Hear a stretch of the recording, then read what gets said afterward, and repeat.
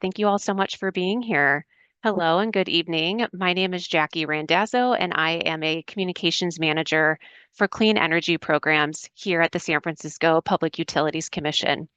Welcome to our webinar tonight on CleanPowerSF's proposed new solar billing plan, which would be a successor program to net energy metering, or NEM.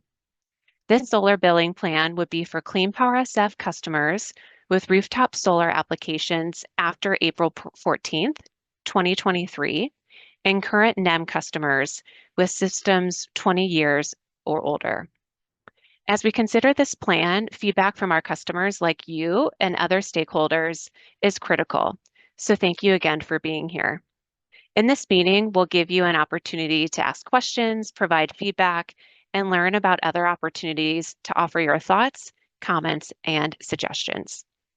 Next slide, please. So here's how tonight's webinar will work. First, we'll hear from CleanPowerSF staff on why a new solar billing plan and what that looks like. This will take about 20 minutes or so. Then we'll open it up for questions and feedback. You can submit your question via the Q&A function or provide a comment via the chat. Both options are available at the bottom of your screen. You can include your name or you can ask or comment anonymously. If you would like to ask your question or provide comment over the phone or your computer audio, please use the raise hand function. This is located also at the bottom of your screen. I will then unmute you so you can speak. Next slide, please.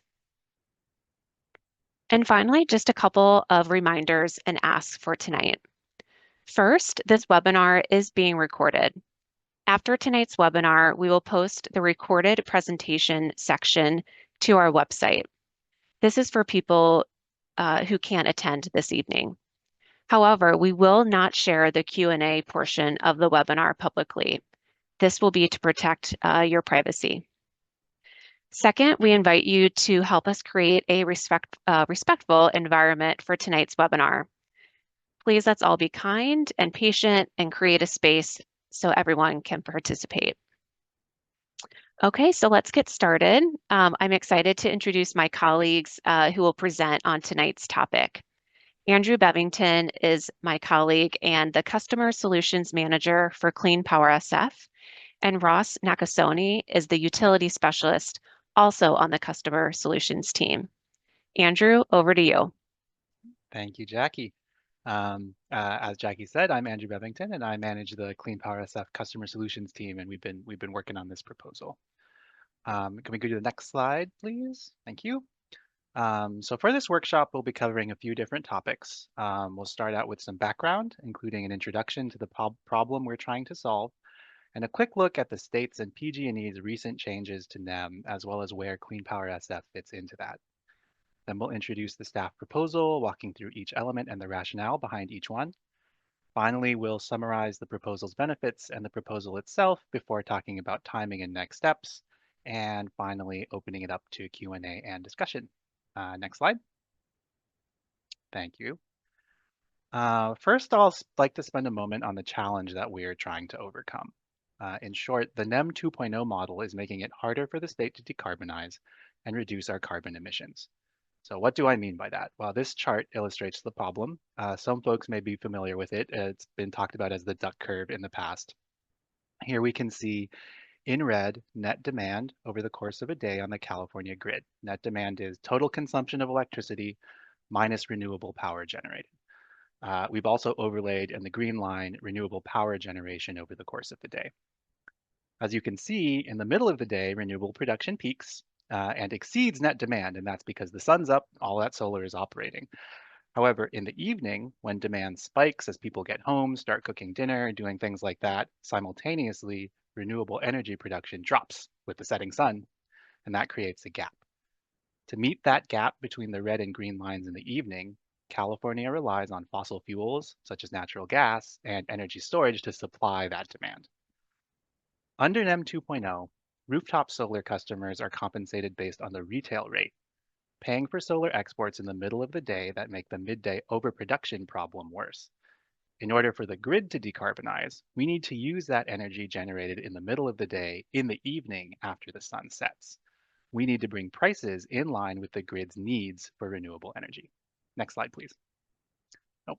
I think we're still on. Thank you. So how has California as a whole approached solving this problem?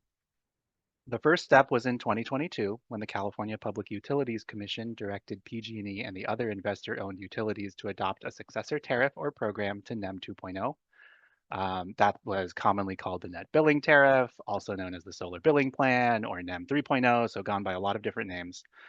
The new plan applies to installations where the application to interconnect was submitted after April 14th, 2023, as well as old NEM installations that have been operational for 20 years or longer. And I do want to point out that if you are a current NEM 2.0 customer with a system that's less than 20 years old, you will remain on NEM 2.0 until your system reaches the end of that 20-year grandfathering period. But for customers that do meet those two criteria, CleanPowerSF has kept those customers on NEM 2.0 while we evaluate our own approach. And it's this approach which we'll be discussing today. Next slide, please. So as we pulled together our proposal, we've tried to focus on 4 goals. First, aligning incentives to reflect avoided costs and to encourage on-site storage.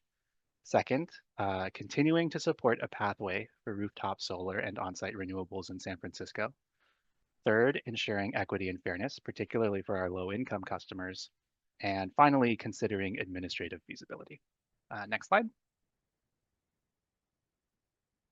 So keeping those 4 goals in mind, our proposal incorporates these 3 elements. So first, using an avoided cost approach to value energy exports based on the avoided cost calculator, which we'll detail in a moment. Including an adder for customers on CARE and FARA. Those are California's low-income energy discount programs, and this is to ensure that they don't suffer from the change in export credit rates. And finally, compensating net surplus generation during the annual true-up at a rate that reflects its renewable energy credit value. And I'll hand it over to Ross to talk about these components in detail. Great. Thanks, Andrew. So as Andrew mentioned, there are 3 parts to the staff proposal: compensating exported solar generation at the avoided cost rather than retail rate, providing an equity adder for solar energy exported by CARE and FARA customers, low-income customers, to minimize bill impacts, and the third, including the value of renewable energy credits in the compensation provided for the annual net surplus process. So let's first talk about compensating exported solar generation at the avoided cost rather than retail rate. One of the first steps we can take to address this timing issue that Andrew talked about between when renewables are generated and when net demand is highest is to encourage a shift away from solar-only systems that export energy during the day. And we can help that by better reflecting the value of energy exports. That has the effect of having lower export rates during the middle of the day when solar is plentiful, and then higher export rates in the evening when there's little solar production and greenhouse gas emitting resources are needed to meet electricity demand. So if we're going to move away from a retail rate for export credits, what should that be? Statewide, the avoided cost calculator is an existing tool that has been established to represent the avoided cost for distributed energy resource programs. It estimates hourly costs that utilities avoid by implementing demand-side resource programs. And for net billing tariff, or the solar billing plan as we're talking about now, the avoided costs can be used with the hourly energy export amounts to establish our hourly energy export credit rates. And so why is CleanPowerSF proposing the avoided cost calculator to value energy exports? Well, it generally reflects CleanPowerSF's costs for power. It forecasts the marginal grid value in an hourly format. Its development is transparent, allowing for public input. It aligns with CPUC policy and the net billing tariff for the solar billing plan implemented by PG&E, and it provides consistency with statewide distributed energy resource policies. The chart here that you're seeing shows the avoided cost calculator rates on average over a 24-hour period, and it compares it to the wholesale market price in electricity in California. So the blue line is the wholesale market price for power, and the orange line is the avoided cost calculator rate. The avoided cost calculator rate includes three major components for the generation side of energy export credits: the energy itself, the marginal cost for energy, the generation capacity, and cap and trade value for that clean electricity. And then, of course, I've got the blue line here to compare this to the wholesale market price for electricity on the spot market in California. I would note that there are pretty significant seasonal swings in all of these values, and averaged across the whole year, that spike you see in prices during the evening hour ramp up, you can see it there, but really that applies just to the summer months only. But because the summer month spikes are so high, on average, it actually skews the image that you're seeing here as the annual average. And so now you can see here the retail rate. I've thrown in that green line you can see there, that sort of flatter green line. That's the retail rate, ELECT rate, as a comparison to the spot market price and the avoided cost. So you'll see here these three lines. It's really for the comparison of sort of three potential different approaches for crediting rooftop solar energy exports. The blue line, as we discussed before, is the spot market price, the average price for electricity in California when CleanPowerSF and other entities purchase it on the market. That orange line is the avoided cost. And then the third line is that retail line, is the approach that basically is happening with NEM now. As folks know, NEM uses the retail rate. So when we compensate hourly energy exports at the retail rate, it's basically the same price that homeowners would pay for that electricity. The biggest takeaway here is that the way we credit energy under NEM at the retail rate really doesn't reflect the value. We're overcompensating folks during all of the off-peak daytime hours and even most evening peak hours. And then it undercompensates during those few evening hours during the summer when you have that large spike that you see there. Using retail rates then has the effect of solar-only customers exporting power to the grid during the day, possibly when they're not even home, and when there's already an abundance of solar. And then when they get home, importing from the grid power when we're relying on greenhouse gas emitting sources to provide it. So the avoided cost, on the other hand, better aligns the price we credit rooftop solar customers for their generation and to something closer to that spot market price outside of the evening peak, of course. And then it sends better price signals to either use on-site generation rather than exporting to the grid. Either you can do that by shifting load, to the from the evening to the daytime, or storing it for later use in the evening. And so this chart shows the estimated aggregated cost that CleanPowerSF would avoid in energy export credits by switching from the retail NEM rate, the retail NEM credit rates, to the avoided cost rate.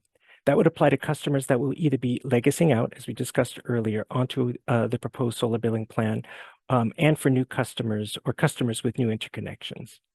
The aggregated impact of the staff proposal will be small in the early years, as you can see kind of on the left of the chart, as the number of customers with new systems is small and the number of folks who are legacying out of NEM is small. But of course, over time, that will increase. And so these savings can then be reinvested into battery storage and other programs and used to support a care and fairer adder, which I will discuss next. So we talked about compensating exported solar generation at avoided costs rather than the retail rate. Now let's talk about providing an equity adder for solar energy exported by CareFairer customers, that is to say, qualifying low-income customers to minimize bill impacts to them. So during our November 2024 listening session with the solar industry, we had heard that low-income customers are at risk and generally have challenges accessing solar and now solar plus storage. In response, we want to ensure that low-income customers do not see increased energy costs associated with switching from NEM to NBT. So our staff proposal on a CareFairer adder has three parts. First, it would be a 5-cent per kilowatt adder for NBT customers enrolled in either of our low-income assistance programs, CARE or FARA. This would be in place through at least 2031, when we would revisit the CareFairer adder amount. We'd also have an exclusion for any CareFairer customers that reside at a location where there is a battery that was installed with the assistance of our to-be-developed battery storage incentive program. And as background, just in case I wasn't clear about it, the Care and Fairer programs offer discounted rates for low-income households.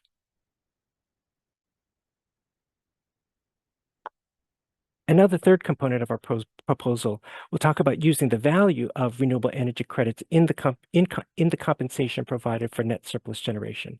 But before I do that, let's review what net surplus compensation is, just sort of as a refresher. So annually, we trip customers based on their annual usage. So from May of the prior year to April, say, of the current year. So looking from last April to May, we determine if the customer on that annual basis was a net consumer or a net generator. If on an annual basis, the customer exported more electricity to the grid than they imported, then the customer is a net generator, and we compensate them for their net surplus generation, that annual net surplus generation. And as part of that process, we reset customers' energy and credit balances. It's important to note that on a monthly basis, as you saw earlier, staff is proposing changing how we credit, kind of those monthly exports of power onto the grid. And we're, as I mentioned earlier, proposing to do that at an avoided cost rate. On the annual basis, this is different, right? So the annual net surplus compensation rate will be different. And so having reviewed what true-ups are and the net surplus compensation, let's actually talk about what the staff proposal is. And it's to use the value of the renewable energy credits in the compensation provided for net surplus generation. The goal of this change is to have more rigorous rationale for a net surplus compensation. So the staff recommendation includes two parts. On remaining credits, currently under NEM, any credits that remain at the end of the true-up period are just reset to zero. But under NBT, staff recommends that customers retain any credits that they'll have at the end of the true-up period, since effectively those credits are supposed to represent the value of the avoided cost for power. And then on the NSC rate itself, under NEM, the NSC rate is set and fixed at 8.93 cents per kilowatt hour. Really, that was with the goal of supporting on-site renewable generation. And it's been this amount, I think, pretty much since the beginning. But under NBT, staff recommends changing the net surplus compensation rate to reflect the renewable energy credit value using the California Public Utilities Commission's Renewable Portfolio Standard market price benchmark. And this market price benchmark reflects CleanPowerSF's renewable energy credit costs and is also publicly available. So while estimating the dollar per kilowatt hour value remaining with NBT credits, it's a real challenge for us. We estimate that the combination of the remaining credits plus an NSC rate based on the market price benchmark for renewable resource should be about comparable to the NEM NSC rate of 8.93 cents per kilowatt hour. So we've talked about all three components. Why is staff making this proposal? Moving forward, a solar billing plan approach responds to the changes that California and San Francisco's energy portfolios have undergone since NEM first began. Ultimately, we hope that the benefit of moving away from NEM will be to reduce our daily peaks by shifting load to the daytime hours or using solar plus storage systems to meet demand behind the meter during those peak periods. By encouraging solar plus storage, CleanPowerSF ratepayers benefit generally, though, from fewer costs associated with peak load. But as part of that, the staff proposal will support San Francisco's Climate Action Plan goal to eliminate fossil fuels from our power portfolio while tackling the key areas of grid readiness and resilience. It'll support our business goal for reliable service and cleaner energy. It'll align our energy export credit rates to reflect the avoided cost and send better price signals, which will have the effect of reducing incentives to export in the middle of the day when they're less needed and less valuable, and encouraging more behind-the-meter use of on-site generation. And finally, this reduction in credits or the reduction of the credit rate in the daylight hours will free up resources to support battery storage programs, and then later we hope to provide demand response programs. So in summary, right, three parts to our proposal: compensating export solar generation at an avoided cost rather than the retail rate, providing a per kilowatt adder, 5 cent per kilowatt adder for qualifying low-income customers, and then finally compensating net surplus generation at the renewable energy credit value. And as a reminder, right, our proposal would be to apply this to PG&E solar billing plan customers who are new service requests or interconnections where they applied after April 2023, or current NEM customers that have reached their 20-year limit or grandfathering period. And so looking forward, programs looking forward. Really, the companion to this program will have to be programs. And so we plan to explore a program to provide incentives for battery storage. There may be opportunities to incentivize additional load shifting and demand response. We're going to look at that into the future. And we are continuing to develop new programs to promote building and transportation electrification, which we expect will further drive customer demand for on-site generation and storage. And so finally, here's our timeline for conducting community engagement to solicit public input and feedback on our policy recommendations. So historically, back in November, we hosted a Bay Area rooftop solar industry listening session to hear about the industry's experience with PG&E solar billing plan. Then in February of this year, we hosted a webinar to build public understanding of rooftop solar and to inform the public about our plans to consider a successor to our NEM tariff. And now here we are today hosting this workshop to dig into the details of our staff recommendation. And then we'll follow up this workshop with a written public comment period in June, well, basically from today through about mid-July or so. And then with all of that, we'll step back, reevaluate, and potentially revise our policy recommendations. And then ultimately, we may take a policy recommendation to the Commission sometime in Q3 of 2025. Great. That's all I have. I'm going to throw it back to Jackie. I see you're coming online. Yep, that's me. Great. Thank you, Ross and Andrew, for that presentation. So now